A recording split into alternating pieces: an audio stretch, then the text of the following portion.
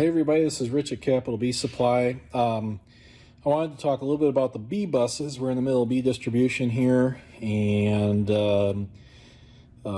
running B buses for this particular batch of bees. And there's always some questions that come up related to them. So I'm going to show you how to knock these things apart and some nuances of these B buses.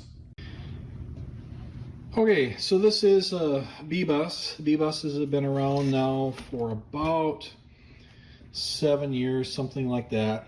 And in our package distribution, it varies year to year depending on what we get.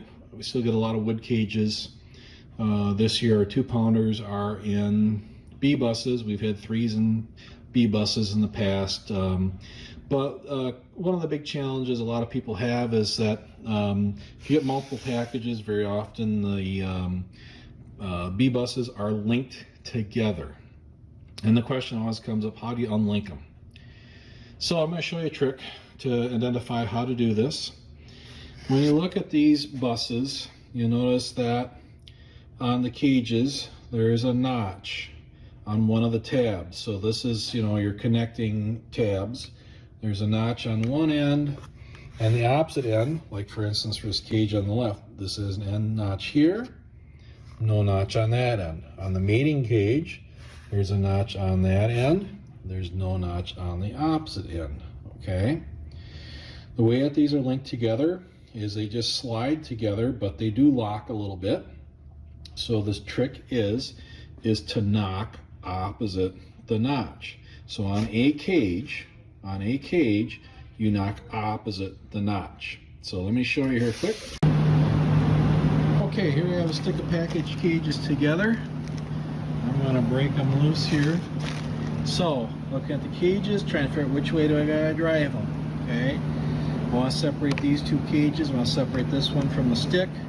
I gotta drive it opposite the notch. So this cage here, that's the notch.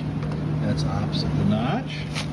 I'm just going to take and gently tap this.